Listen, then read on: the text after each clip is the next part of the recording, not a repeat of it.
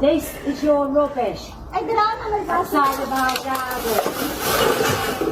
We'd actually stumbled across something, a fundamental shift in our culture. Something has changed among neighbors over the past few generations. Is this your idea of proper rubbish disposal? A British woman stops mid-step, pointing to a pile of waste dumped in their shared garden. The neighbor freezes, a bag of rubbish still in hand. What happens next spirals into a confrontation that's not just about trash, but about respect, culture, and neighborly boundaries. There's just tipped all this shit down the side of our house. Tip in the garden, Joe.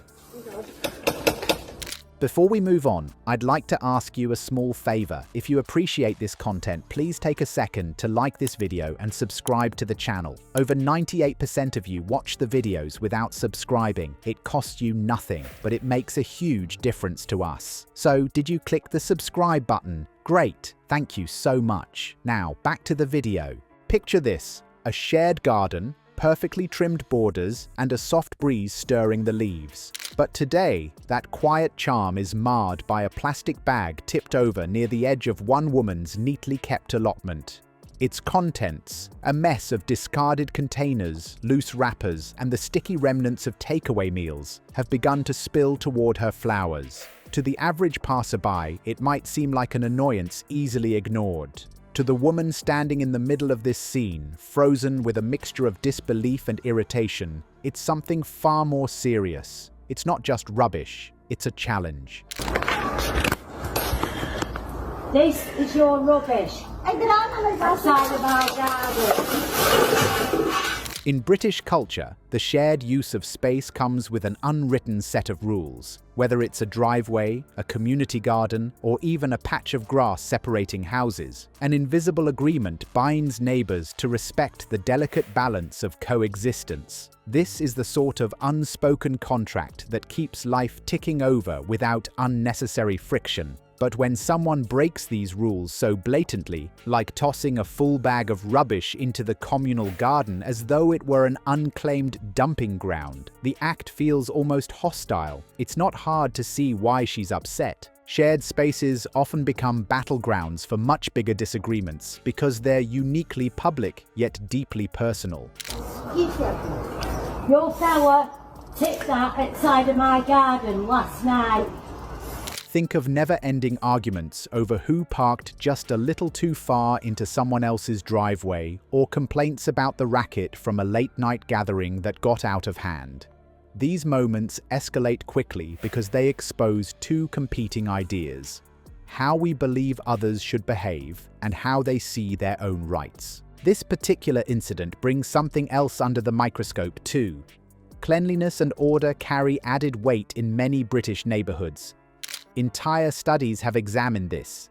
Maintaining a tidy home and garden is often connected to personal pride or neighborly reputation. There's a shared understanding that these spaces represent small but vital markers of control and respect.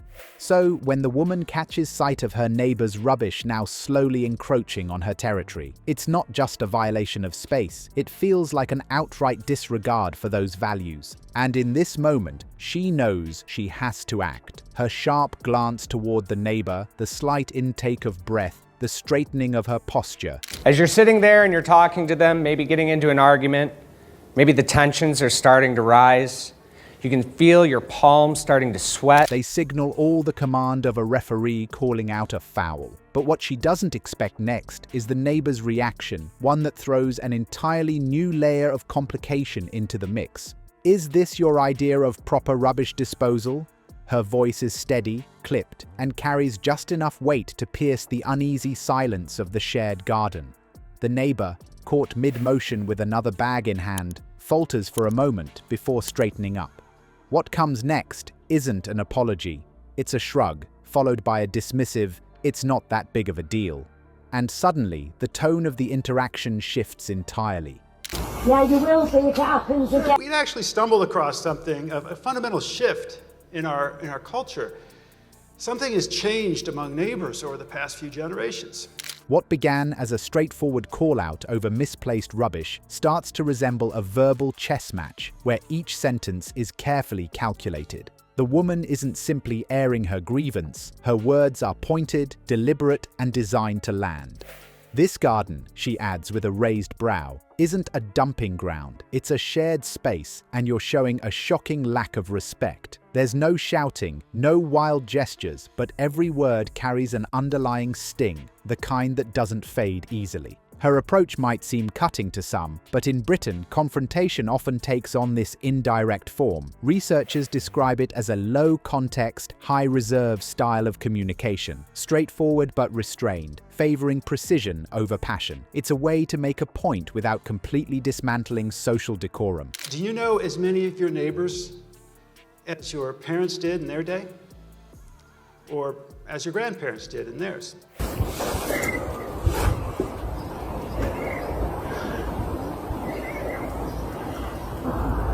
Yet, this exchange stands out because it subverts that norm. There's a clarity to her remarks that borders on bluntness, leaving the neighbor visibly rattled. For their part, the neighbor's reaction, defensiveness, and a refusal to acknowledge fault adds a layer of complexity.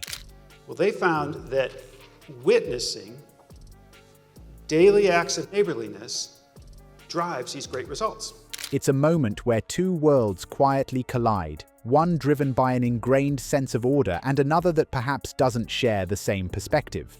Misunderstandings like these often arise when cultural values clash, and here it's clear the issue isn't just about an untidy garden, it's about respect for boundaries and how deeply those boundaries define British notions of neighborliness. As the woman presses on, moving beyond the rubbish itself to question the neighbor's disregard for the shared space, her words achieve something sharper. They take aim at behavior, but also gesture toward a larger set of values. The neighbor's silence, sudden and telling, says it all. But will this moment spark change, or simply sow deeper resentment?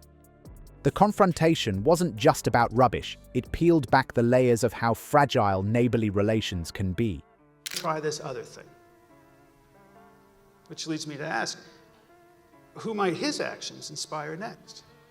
You see how this works. When shared spaces meet conflicting expectations, even the smallest actions, like misplacing waste, can expose unspoken tensions. The British woman's sharp retort, "Is this your idea of proper rubbish disposal?" was more than frustration.